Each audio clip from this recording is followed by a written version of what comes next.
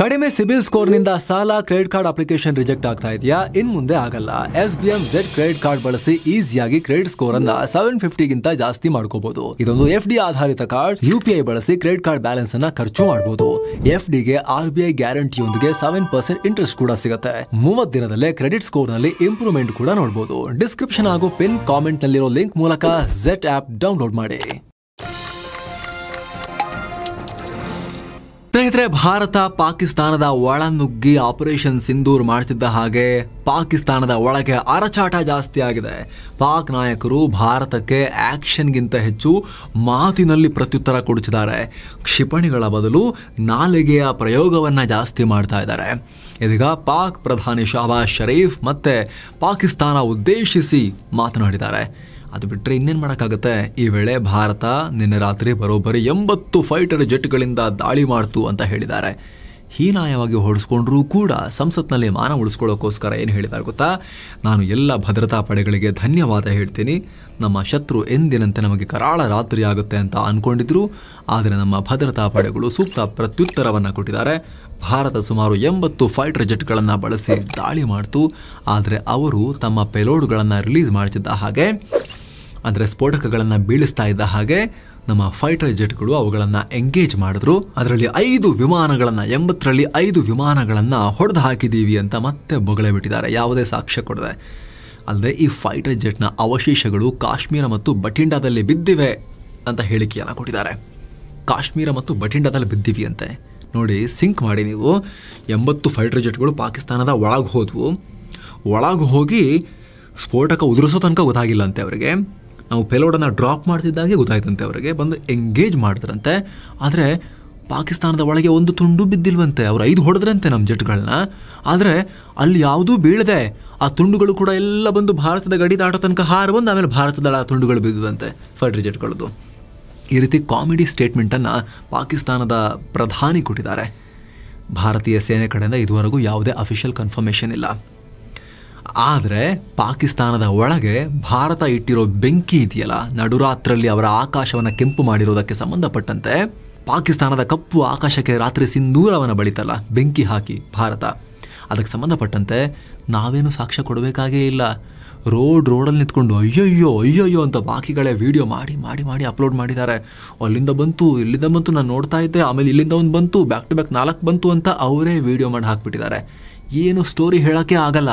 ಹಾಗಾಗಿ ಭಾರತದ್ದು 5 ಹೊಡೆದಿದ್ದೀವ್ರಿ ಅಂತ ಹೇಳೋ ಮೂಲಕ ಪಾಕಿಸ್ತಾನದ ಆದ್ಯಂತ ಆಕಾಶದಲ್ಲಿ ಜನರ ಚಪ್ಪಲಿಗಳು ಹಾರದಂತೆ ತಡೆಯೋಕೆ, ಜನ ಎತ್ಕೊಂಡು ಬಿಸಾಕ್ತಾರಲ್ಲ ಅದನ್ನು ತಡೆಯೋಕೆ, ಮುಖ ಉಳಿಸ್ಕೊಳ್ಳೋಕೆ ಈ ಸ್ಟೋರಿಯನ್ನು ನಮ್ಮ ವಿಮಾನವೂ ಹಾರಿದ್ವು ಅಂತ ಹೇಳಿ ಭಾರತೀಯ ಜೆಟ್ಗಳನ್ನು 5 ಹೊಡೆದು ಹಾಕಿದ್ದೀವಿ ಅಂತ ಹೇಳಿ ಸ್ಟೋರಿ ಕಟ್ತಾ ಇರೋದು ಈ ಕ್ಷಣಕ್ಕೆ ಕಾಣಿಸ್ತಾ ಇದೆ.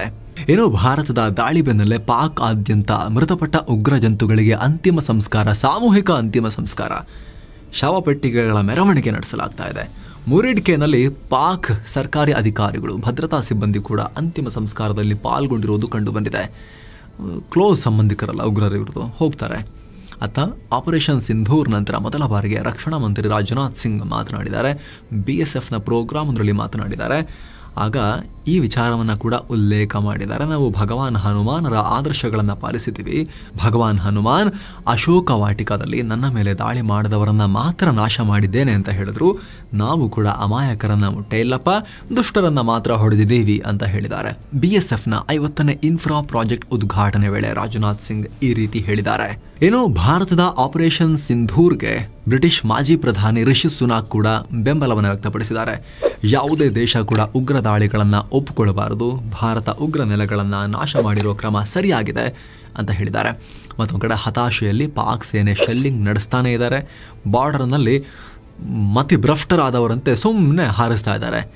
ಅದಕ್ಕೆ ಬಲಿಯಾದವರ ಸಂಖ್ಯೆ 15ಕ್ಕೆ ಏರಿಕೆಯಾಗಿದೆ.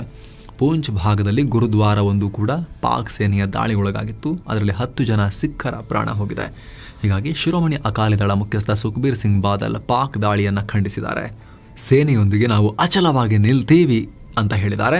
ಇದಕ್ಕೆ ಪ್ರತಿಯಾಗಿ ಭಾರತ ಕೂಡ ಅವ್ರ ಸೈಡ್ ಕೂಡ ಪಾಕಿಸ್ತಾನ ಸೈಡ್ ಕೂಡ ಅವರು ಎಷ್ಟು ಹಾರಿಸ್ತಿದಾರೋ ಅದಕ್ಕಿಂತ ಇನ್ನೊಂಚೂರು ಜಾಸ್ತಿನೇ ಹಾರಿ ಅವ್ರಿಗೂ ಡ್ಯಾಮೇಜ್ ಮಾಡ್ತಾ ಇದೆ. ಹಲವಾರು ಪಾಕ್ ಪೋಸ್ಟ್ಗಳು ಧ್ವಂಸ ಆಗ್ತಾನೆ ಇದಾವೆ ಅನ್ನೋ ಮಾಹಿತಿ ಬರ್ತಾ ಇದೆ. ಏನೋ ಸ್ನೇಹಿತರೆ, ವರದಿಯಲ್ಲಿ ಮುಂದುವರಿಯೋಕ್ಕಿಂತ ಮುಂಚೆ 7 ಸೈನ್ಸ್ ಟೂರಿಸಂ ಕಂಪನಿ ಮತ್ತೊಂದು ಟ್ರಿಪ್ ಆಯೋಜಿಸಿದೆ. Vaishnodevi, Amritsar, Golden Temple, Shimla, Manali, Haridwar, Rishikesh, Delhi 8 night 9 days trip. ಇದು ಆಫರ್ ಪ್ರೈಸ್ ಕೇವಲ 62,700 ರೂಪಾಯಿ. ಪ್ಯಾಕೇಜ್ ನಲ್ಲಿ flight tickets, 3 star hotel stay, all meals ದರ್ಶನ, ಎಸಿ ಟ್ರಾನ್ಸ್ಪೋರ್ಟ್ ವ್ಯವಸ್ಥೆ, 24/7 ಕನ್ನಡ ಟೂರ್ ಮ್ಯಾನೇಜರ್ ಸೌಲಭ್ಯ, ಹಿರಿಯ ನಾಗರಿಕರಿಗೆ ವಿಶೇಷ ಕೇರ್ ಎಲ್ಲ ಇರುತ್ತೆ.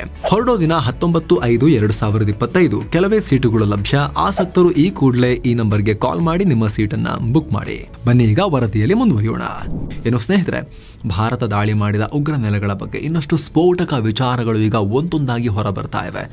ಪಾಕಿಸ್ತಾನದಲ್ಲಿ ಭಾರತಕ್ಕೆ ಟಾರ್ಗೆಟ್ ಮಾಡೋಕೆ ಒಟ್ಟು 21 ಉಗ್ರ ನೆಲೆಗಳಿದ್ವು. ಅದರಲ್ಲಿ 9 ಜಾಗಗಳನ್ನು ಈಗ ಮೊದಲ EMI ಯಲ್ಲಿ ಭಾರತ ಪಾಕಿಸ್ತಾನಕ್ಕೆ ರೀಪೇಮೆಂಟ್ ಮಾಡಿದೆ. ಪಹಲ್ಗಾಮ್ ದಾಳಿಯ ದುಷ್ಟ ಕೃತ್ಯಕ್ಕೆ ಅದಕ್ಕೊಂದು ಏನಾದ್ರು ಕೊಡಬೇಕಲ್ಲ ವಾಪಸ್ ಅವರಿಗೆ.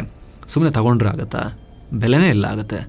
ಸೊ ಅದಕ್ಕೇನಾದ್ರು ಒಂದು ಬೆಲೆ ಇರಬೇಕಲ್ಲ. ಆ ಕಾಸ್ಟನ್ನು 9 ಜಾಗಗಳಲ್ಲಿ ರಾತ್ರಿ ಭಾರತೀಯ ಪಡೆಗಳು ಪಾಕಿಸ್ತಾನ ಕೊಟ್ಟಿದ್ದಾರೆ. ಉಗ್ರರಿಗೆ ಅವ್ರು ಮಾಡೋ ಪ್ರತಿ ಕೆಲಸಕ್ಕೂ ಕೂಡ ಘೋರ ಪ್ರತಿಕ್ರಿಯೆ ಇದ್ದೇ ಇರುತ್ತೆ. ನಾವು ನಿಮ್ಮ ನ್ಯೂಕ್ಲಿಯರ್ ಬೆದರಿಕೆ ಯಾವ ಬ್ಲ್ಯಾಕ್ ಮೇಲ್ಗೂ ಕೇರ್ ಮಾಡಲ್ಲ ಅನ್ನೋ ರೀತಿಯಲ್ಲಿ ಸಂದೇಶವನ್ನು ರವಾನೆ ಮಾಡಲಾಗಿದೆ. ನಮಗೆ ನಿಮ್ದೆಲ್ಲ ಕೇಳಿಕೊಂಡು ನಿಮ್ಮ ಹತ್ರ ಮಾತಾಡಿಕೊಂಡು ಸಮಾಧಾನ ಮಾಡಿಕೊಂಡು ಆ ತಾಳ್ಮೆ ಇಲ್ಲ. ನೀವು ಇಷ್ಟು ಮಾಡಿದ್ರೆ ನಾವು ಇಮ್ಮಿಡಿಯೇಟ್ಲಿ ನಿಮಗೆ ಇಷ್ಟು ಕೊಡ್ತೀವಿ ಅನ್ನೋದನ್ನು ಭಾರತ ಮತ್ತೊಮ್ಮೆ ಸಾಬೀತು ಮಾಡಿದೆ. ಅದರಲ್ಲಿ ಅತ್ಯಂತ ಪ್ರಮುಖವಾಗಿರೋದು ಬಹವಲ್ಪುರ್ನ ಜೈಷ್ ಎ ಮೊಹಮ್ಮದ್ ಹೆಡ್ ಕ್ವಾರ್ಟರ್ಸ್, ಮರ್ಕಜ್ ಸುಬಾನಲ್ಲಾ. ಈಗ ಇದೇ ಜಾಗದಲ್ಲಿ ಪುಲ್ವಾಮಾ ದಾಳಿಯ ಸಂಪೂರ್ಣ ಪ್ಲಾನಿಂಗ್ ನಡೆದಿತ್ತು ಅನ್ನೋದು ಗೊತ್ತಾಗ್ತಾ ಇದೆ. ಪುಲ್ವಾಮಾ ಹಂತಕರಿಗೆ ಇದೇ ಮರ್ಕಜ್ನಲ್ಲೇ ಉಗ್ರ ಬೋಧನೆ ಆಗಿತ್ತು ಅಂತ ಭಾರತೀಯ ವಿದೇಶಾಂಗ ಕಾರ್ಯದರ್ಶಿ ವಿಕ್ರಮ್ ಮಿಶ್ರಿ ಕೂಡ ಹೇಳಿದ್ರು. ರಾಜಸ್ಥಾನದ ಅಂತಾರಾಷ್ಟ್ರೀಯ ಗಡಿಯಿಂದ ಸುಮಾರು 100 ಕಿಲೋಮೀಟರ್ ಪಾಕಿಸ್ತಾನದ ಒಳಗಿರೋ ಈ ಜಾಗಕ್ಕೆ ಅಫ್ಘಾನ್ನ ಜೈಷ್ ಉಗ್ರರು ಕೂಡ ಆಗಾಗ ಬರ್ತಾ ಇದ್ರು. ಮುಫ್ತಿ ಅಬ್ದುಲ್ ರೌಫ್ ಅಸ್ಗರ್ ಅಲಿಯಾಸ್ MARA ಮಾರಾ, ಈತ ಜೈಷ್ನ ಆಪರೇಷನಲ್ ಹೆಡ್. ಖೈಬರ್ ಪಖ್ತೂನ್ಖ್ವಾ ಮೂಲಕ ಈ ಜಾಗಕ್ಕೆ ಶಸ್ತ್ರಾಸ್ತ್ರ ಸರಬರಾಜು ಮಾಡ್ತಾ ಇದ್ದ. ಇತ್ತೀಚೆಗೆ ಅಫ್ಘಾನಿಸ್ತಾನದಲ್ಲಿ ನೇಟೋ ಪಡೆಗಳು ಬಿಟ್ಟು ಹೋಗಿದ್ದಂತಹ M4 ರೈಫಲ್ಗಳನ್ನು ಕೂಡ ತಂದು ಗುಡ್ಡೆ ಹಾಕಿದ್ದ ಅನ್ನೋ ಮಾಹಿತಿ ಇದೆ. ವಾಂಟೆಡ್ ಉಗ್ರ ಮಸೂದ್ ಅಜರ್ನ ಸಂಬಂಧಿಕರು ಮತ್ತು ಖುದ್ದು ಫಿದಾಯಿನ್ ದಾಳಿಕೋರರಾದ ತಾಲಾ ರಶೀದ್, ಉಸ್ಮಾನ್ ಉಮರ್ ಮತ್ತು ಮೊಹಮ್ಮದ್ ಇಸ್ಮಾಯಿಲ್ ಅಲಿಯಾಸ್ ಲಂಬು ಇವರೆಲ್ಲ ಮಸೂದ್ ಅಜರ್ನ ಸೋದರಳಿಯಂದಿರು. ಉಗ್ರ ಫ್ಯಾಮಿಲಿ. ಇವರಿಗೆಲ್ಲ ಇಲ್ಲೇ ಉಪದೇಶ ಆಗ್ತಾ ಇತ್ತು. ಅವರ ಜೀವನ ಇಲ್ಲೇ ನಡೀತಾ ಇತ್ತು. ಬಾಲಕೋಟ್ಗೆ ಅವ್ರನ್ನ ಟ್ರೈನಿಂಗೂ ಕಳಿಸ್ಕೊಟ್ಟಿದ್ರು, ಹೋಗಿ ಕಲ್ತ್ಕೊಂಬನ್ನಿ ಅಂತ. ಜೈಷ್ನ ಸೀನಿಯರ್ ಉಗ್ರ ಅಸ್ಗರ್ ಮತ್ತು ಮಸೂದ್ ಅಜರ್ನ ಸೋದರರು ಮತ್ತು ಸೋದರ ಮಾವ ಯೂಸುಫ್ ಅಜರ್ ಅಲಿಯಾಸ್ ಉಸ್ತಾದ್ ಗೌರಿ. ಈತ ಜೈಷ್ನ ಶಸ್ತ್ರಾಸ್ತ್ರ ವಿಭಾಗದ ಮುಖ್ಯಸ್ಥನಂತೆ. ಇವರೆಲ್ಲ ಇದೇ ಮರ್ಕಜ್ನಲ್ಲಿ ವಾಸ ಮಾಡ್ತಾ ಇದ್ರು ಅಂತ ಹೇಳಲಾಗ್ತಿದೆ. ಹೆಸರಿಗೆ ಮಾತ್ರ ಒಂದು ಧಾರ್ಮಿಕ ಸ್ಥಳದ ಥರ ಅದಕ್ಕೊಂದು ರೂಪ ಕಟ್ಕೊಂಡು ಅಲ್ಲೊಂದು ಹಾಸ್ಪಿಟಲ್ ಥರ ಮಾಡಿಕೊಂಡು ಒಂದು ವೇಳೆ ಭಾರತ ಹೊಡೆದ್ರೂ ಕೂಡ ಇಲ್ಲಿ ನೋಡ್ರಿ, ಇಲ್ಲಿ ಆಸ್ಪತ್ರೆಗೆ ಹೊಡೆದ್ರು, ಧಾರ್ಮಿಕ ಸ್ಥಳಕ್ಕೆ ಹೊಡೆದ್ರು ಅಂತ ಹೇಳಿ ತೋರಿಸ್ಬೋದಲ್ಲ. ಅದಕ್ಕಾದರೂ ಹಿಂದೇಟು ಹಾಕ್ತಾರೆ, ಇಲ್ಲಿಗೆ ಹೊಡೆಯಲ್ಲ ಅನ್ನೋ ಲೆಕ್ಕಾಚಾರದಲ್ಲಿ ಆ ರೀತಿ ಒಂದು ಸೆಟಪ್ ಮಾಡಿಕೊಂಡು ಒಳಗಡೆ ಉಗ್ರ ಕೃತ್ಯವನ್ನು ಮಾಡ್ತಾಯಿದ್ರು. ಈಗ ಧ್ವಂಸ ಮಾಡಲಾಗಿದೆ. ಪಾಕಿಸ್ತಾನದ ಸೆಂಟ್ರಲ್ ಗವರ್ಮೆಂಟ್ ಮತ್ತು ಪಂಜಾಬ್ ಪ್ರಾಂತ್ಯದ ಸರ್ಕಾರ ಖುದ್ದು ದುಡ್ಡು ಕೊಟ್ಟು ಈ ಮರ್ಕಜ್ಗೆ ಹೆಲ್ಪ್ ಮಾಡಿತ್ತು. ಅಲ್ಲದೆ ಕೊಲ್ಲಿ ರಾಷ್ಟ್ರ, ಆಫ್ರಿಕನ್ ರಾಷ್ಟ್ರ, ಇವನ್ ಬ್ರಿಟನ್ನಿಂದಲೂ ಕೂಡ ಸಂಗ್ರಹ ಮಾಡಲಾಗಿತ್ತು ಇದನ್ನು ನಿರ್ಮಾಣ ಮಾಡೋಕ್ಕೆ, ಕಾಂಪ್ಲೆಕ್ಸನ್ನು ನಿರ್ಮಾಣ ಮಾಡೋಕ್ಕೆ. 2015ರಿಂದ ಈ ಉಗ್ರ ನೆಲೆ ಕಾರ್ಯಾಚರಣೆ ನಡೆಸ್ತಾ ಇತ್ತು. 2018 ಮಾರ್ಚ್ನಲ್ಲಿ ಇದರಲ್ಲಿ ಜಿಮ್ ಕೂಡ ನಿರ್ಮಾಣ ಮಾಡಲಾಗಿತ್ತು. ಚೆನ್ನಾಗಿ ದಷ್ಟಪುಷ್ಟರಾಗಬೇಕಲ್ಲ ಇವರು ಜಿಹಾದಿಗಳು. ಅದಕ್ಕೆ ನಂತರ ಅದೇ ವರ್ಷ ಜುಲೈನಲ್ಲಿ ಉಗ್ರರಿಗೆ ಅಂಡರ್ ವಾಟರ್ ಟ್ರೈನಿಂಗ್ ಕೊಡೋಕೆ ದೊಡ್ಡ ಸ್ವಿಮ್ಮಿಂಗ್ ಪೂಲ್ ಕೂಡ ನಿರ್ಮಾಣ ಮಾಡಿಕೊಡಲಾಗಿತ್ತು. 2022ರಲ್ಲಿ ಕುದುರೆ ಸವಾರಿ ಮೈದಾನ ಕೂಡ ನಿರ್ಮಾಣ ಮಾಡಲಾಗಿತ್ತು. ಈಗ ಇದೆಲ್ಲವನ್ನು ಭಾರತ ಧ್ವಂಸಗೊಳಿಸಿದೆ. ಸುಮಾರು 4 ಕ್ಷಿಪಣಿಗಳಿಂದ ಧ್ವಂಸ ಮಾಡಿದೆ. ಈ ಕಟ್ಟಡದ ಮೇಲಷ್ಟೇ ಅಲ್ಲದೆ ನೆಲದಲ್ಲೂ ಕೂಡ ದೊಡ್ಡ ಕಂದಕ ಸೃಷ್ಟಿಯಾಗಿದೆ. ಇನ್ನೊಂದು ದೊಡ್ಡ ಉಗ್ರ ಸಂಘಟನೆ ಲಷ್ಕರ್ ಎ ತೈಬಾ. ಇದರ ತವರು ಮುರಿದ್ಕೆಯ ಮರ್ಕಜ್ ತೈಬಾ. 82 ಎಕರೆ ವಿಸ್ತೀರ್ಣದ ವಿಶಾಲ ಪ್ರದೇಶ, ಮದ್ರಸಾ, ಮಾರ್ಕೆಟ್, ರೆಸಿಡೆನ್ಷಿಯಲ್ ಜಾಗ ಎಲ್ಲ ಇತ್ತು ಇಲ್ಲಿ. 2000ನೇ ಇಸವಿಯಲ್ಲಿ ಜಾಗತಿಕ ಉಗ್ರ ಅಮೆರಿಕದ ಅವಳಿ ಕಟ್ಟಡಕ್ಕೆ ಹೊಡೆದಂತಹ ಜಾಗತಿಕ ಉಗ್ರ ಉಸಾಮಾ ಬರೋಬ್ಬರಿ 1 ಕೋಟಿ ರೂಪಾಯಿ ಕೊಟ್ಟು ಇಲ್ಲಿ ಮಸೀದಿ ಮತ್ತು ಇನ್ನೊಂದು ಗೆಸ್ಟ್ ಹೌಸನ್ನು ನಿರ್ಮಾಣ ಮಾಡಿಕೊಟ್ಟಿದ್ದ. ಉಗ್ರ ಸಂತತಿ ಅಲ್ವಾ, ನಮ್ಮವ್ರನ್ನ ಚೆನ್ನಾಗಿ ಇಟ್ಕೋಬೇಕು, ನಾನು ಕಾಂಟ್ರಿಬ್ಯೂಟ್ ಮಾಡಬೇಕು ಅಂತ ಹೇಳಿ ಒಂದಷ್ಟು ಪೇಮೆಂಟ್ ಕೊಟ್ಟಿದ್ದಂತೆ. 2008ರ ಮುಂಬೈ ದಾಳಿಯ ಉಗ್ರರು ಡೇವಿಡ್ ಕೋಲ್ಮನ್ ಹೆಡ್ಲಿ, ತಹೌರ್ ರಾಣಾ ಎಲ್ರಿಗೂ ಇಲ್ಲೇ ಟ್ರೈನಿಂಗ್ ಆಗಿತ್ತು. ಹಫೀಜ್ ಸಯೀದ್, ಜಕೀರ್ ರೆಹಮಾನ್ ಲೆಕ್ವಿ ಸೇರಿದ ಹಾಗೆ ಅನೇಕ ಉಗ್ರರು ಇಲ್ಲಿಗೆ ಆಗಾಗ ಭೇಟಿ ಕೊಡ್ತಾ ಇದ್ರು. ಇದನ್ನ ಕೂಡ ಭಾರತ ಉಡಾಯಿಸಿಬಿಟ್ಟಿದೆ ಈ ಸಲ. 2 ಹೆಡ್ ಕ್ವಾರ್ಟರ್ಗಳು ಒಂದು ಲಷ್ಕರ್ ಹೆಡ್ ಕ್ವಾರ್ಟರ್, ಇನ್ನೊಂದು Jaish e Mohammed headquarter. Head office gone. Sarjal ಅಥವಾ ತೆಹರಾ ಕಲಾನ್ ಪಂಜಾಬ್ ಪ್ರಾಂತ್ಯದಲ್ಲಿರೋ ನರೋವಾಲ್ ಜಿಲ್ಲೆಯ ಶಕರ್ ಘರ್ ಅನ್ನೋ ಜಾಗದಲ್ಲಿ ಬರುತ್ತೆ, ಪಾಕ್ ಪಂಜಾಬ್ನಲ್ಲಿ. ಜೈಷ್ ನುಸುಳುಕೋರರಿಗೆ ಪ್ರಮುಖ ಲಾಂಚ್ ಪ್ಯಾಡ್ ಆಗಿತ್ತು. ಗೊತ್ತಾಗಬಾರ್ದು ಅಂತ ಆಸ್ಪತ್ರೆ ವೇಷದಲ್ಲಿ ಈ ಉಗ್ರ ನೆಲೆಯನ್ನು ಕೂಡ ನಿರ್ಮಾಣ ಮಾಡಲಾಗಿತ್ತು. ಇಂಟರ್ನ್ಯಾಷನಲ್ ಬಾರ್ಡರ್ನಿಂದ ಕೇವಲ 6 ಕಿಲೋಮೀಟರ್ ದೂರದಲ್ಲಿತ್ತು. ಹೀಗಾಗಿ ಆಗಾಗ ಅಲ್ಲಿನ ಉಗ್ರರು ಗಡಿ ಅಡಿಗೆ ಸುರಂಗಗಳನ್ನು ತೋಡ್ತಾ ಇದ್ರು, ಟನಲ್ಗಳ ದೊಡ್ಡ ನೆಟ್ವರ್ಕನ್ನು ನಿರ್ಮಾಣ ಮಾಡಿದ್ರು. ಈ ಜಾಗವನ್ನು ಕೂಡ ಭಾರತ ಈಗ ಧ್ವಂಸ ಮಾಡಿದೆ. ಮಹಮೂನಾ ಜೋಯಾ, ಇದು ಕೂಡ ಪಾಕ್ನ ಪಂಜಾಬ್ನ ಸಿಯಾಲ್ಕೋಟ್ ಜಿಲ್ಲೆಯಲ್ಲಿ ಬರುತ್ತೆ. ಇಲ್ಲೂ ಕೂಡ ಹಿಜ್ಬುಲ್ ಉಗ್ರರು ಕೋಟ್ಲಿ ಭುಟ್ಟ ಅನ್ನೋ ಸರ್ಕಾರಿ ಆಸ್ಪತ್ರೆ ಒಳಗಡೆ ಉಗ್ರ ನೆಲೆಯನ್ನ ಮಾಡಿಕೊಂಡಿದ್ರು.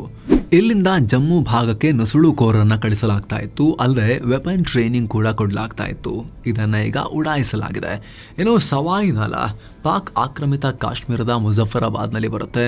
LOCನಿಂದ 30 ಕಿಲೋಮೀಟರ್ ದೂರದಲ್ಲಿದೆ. ಇದೇ ಜಾಗದಿಂದಲೇ ಪಹಲ್ಗಾಮ್ ದಾಳಿ ನಡೆಸಲಾಗಿತ್ತು. ಅಲ್ಲದೆ ಕಳೆದ ವರ್ಷ ಸೋನ್ಮಾರ್ಗ್, ಗುಲ್ಮಾರ್ಗ್ನಲ್ಲಿ ಭದ್ರತಾ ಪಡೆಗಳ ಮೇಲೆ ನಡೆದ ದಾಳಿ ಕೂಡ ಇಲ್ಲಿಂದಲೇ ಆಪರೇಟ್ ಆಗ್ತಾ ಇತ್ತು. ಈಗ ಈ ಜಾಗವನ್ನು ಕೂಡ ಭಾರತ ಧ್ವಂಸ ಮಾಡಿದೆ.